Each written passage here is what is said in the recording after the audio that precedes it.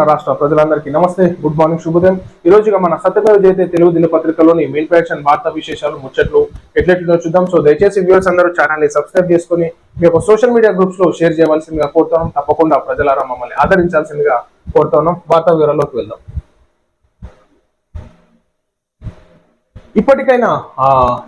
ఇప్పటికైతే ఓకే, నిరాశలో సీనియర్లు, ఢిల్లీకి సీఎం రేవంత్ రెడ్డి అన్నట్టు చూసుకోవచ్చు. ఒకవైపు సంతోషం, మరోవైపు అసంతృప్తి, ఇంకోవైపు బుజ్జగింపులు. వైరసి రోజంతా హైడ్రామా నడిచింది. ఎవరు ప్రెస్ మీట్ పెట్టి ఏ బాంబులు పేలుస్తారో అనుకున్న మీనాక్షి మహేష్ చర్చలు ఫలించి అంతా సైలెంట్ అయ్యారు. మరి మంత్రి పదవి ఆశించిన వారికి ఏం హామీలు ఇచ్చారు, అసంతృప్తులు ఏం చెప్తున్నారు, ఆ ముగ్గురికి ఎలాంటి శాఖలు దక్కబోతున్నాయి అనేది ఆసక్తికరంగా మారింది.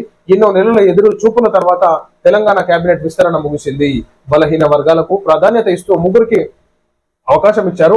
ఊహించని విధంగా మంత్రి పదవులు వరించిన వారు ఫుల్ ఖుషీలో ఉన్నారు. గడ్డం వివేక్ చెన్నూరు, అడ్డూరి లక్ష్మణ్ ధర్మాపురి, వాకటి శ్రీహరి ముదిరాజ్ మక్తల్ మంత్రి పదవులు దక్కించుకున్నారు.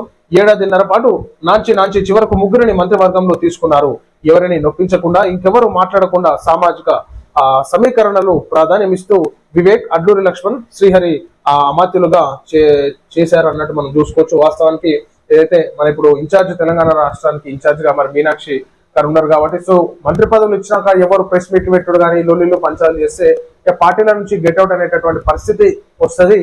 సో జాగ్రత్తగా ఉండాలి, మీరు హద్దులు మీరొద్దన్నట్టుగా కూడా వార్నింగ్ ఇవ్వడం జరిగింది. అందుకే కుక్కుమనలేదు ఎవరు. సో ఆ విధంగా ఈనాడు కొంచెం భయంలో పెట్టినట్టుగా మనం చూసుకోవచ్చు. లేదంటే ఇష్టానుసారంగా లొల్లి పంచాలు అవుతుంది అనమాట. ఇక తర్వాత రేవంత్ రెడ్డి గారు కూడా అదే విషయంలో మరి ఢిల్లీకి పోయినట్టుగా. సో మిగతా 3 మంత్రి పదవులు అయితేనేమి, సో తెలంగాణ రాష్ట్రం గురించి చర్చలు జరపడానికి మరి ఢిల్లీ పోయినాడు ముఖ్యమంత్రి గారు. బస్ పాస్ ఛార్జీలు భారీగా పెంపు. టీజీఎస్ ఆర్టీసీ బస్ పాస్ ఛార్జీలను పెంచింది. సాధారణ ప్రజల జనరల్ బస్ పాస్లతో పాటు విద్యార్థుల బస్ పాస్ ఛార్జీలను సవరించింది. పెంచిన బస్ పాస్ ఛార్జీలు సోమవారం నుండి అమల్లోకి వచ్చాయి. టోల్ ప్లాజా ఛార్జీలను కూడా ఆర్టీసీ సవరించింది.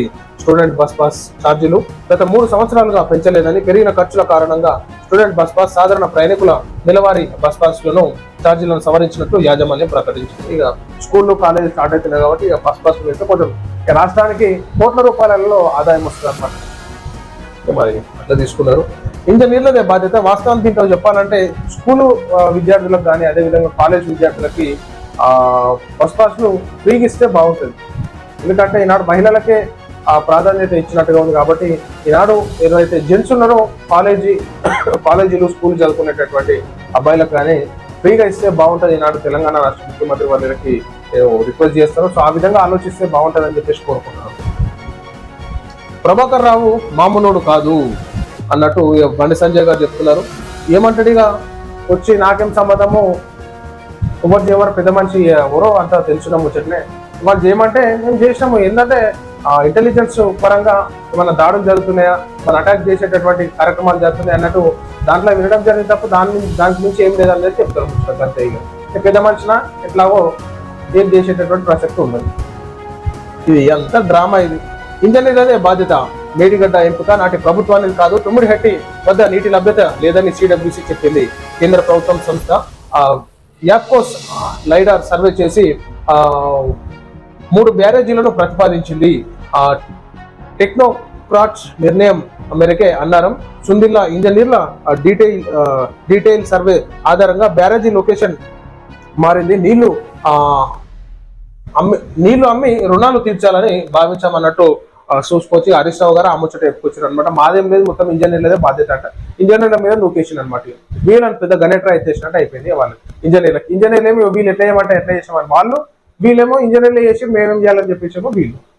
కరెక్ట్ ముచ్చట ప్రజల. ఫోన్ ట్యాపింగ్ తో నాకేం సంబంధం అయిపోయారు. ఇన్ని రోజులు ఆడు ఉంటే పట్టుకొస్తారు, నీ ఆస్తులు జప్తు చేస్తారు, అది ఇది అంటే వచ్చినాకేంది, ఫోన్ ట్యాపింగ్ తో నాకేం సంబంధం లేదని చెప్పారు. ఛత్తీస్గఢ్ సుక్మా జిల్లాలో మావోల దుశ్చర్య. ఇటీవల కాలంలో అగ్రనేతలతో సహా కింది స్థాయి వారిని కోల్పోతూ ప్రతీకార చర్యతో రగిలిపోతున్న మావోయిస్టులు పోలీసు ఉన్నతాధికారిని బలి తీసుకున్నారు. ఇటీవల కాలంలో తీవ్రంగా నష్టపోయిన అందుకోసం ఎదురు చూస్తున్న మావోలు ఛత్తీస్గఢ్ రాష్ట్రంలోని సుక్మా జిల్లా కుంటా ప్రాంతంలో సోమవారం ఉదయం ఐఈడి బాంబును అమర్చి పోలీసులు హతమార్చినట్టుగా మనం చూసుకోవచ్చు. దుర్గం చెరువుపై హైడ్రా నజర్. మాదాపూర్ లో వరద ముంపు ప్రాంతాలను హైడ్రా కమిషనర్ ఏవి రంగనాథ్ సోమవారం క్షేత్ర స్థాయిలో పరిశీలించారు. నాలల్లో వరద సాఫీగా సాగుతుందా, ఎక్కడైనా ఆటంకాలు ఉన్నాయనే అంశాలను పరిశీలించారు.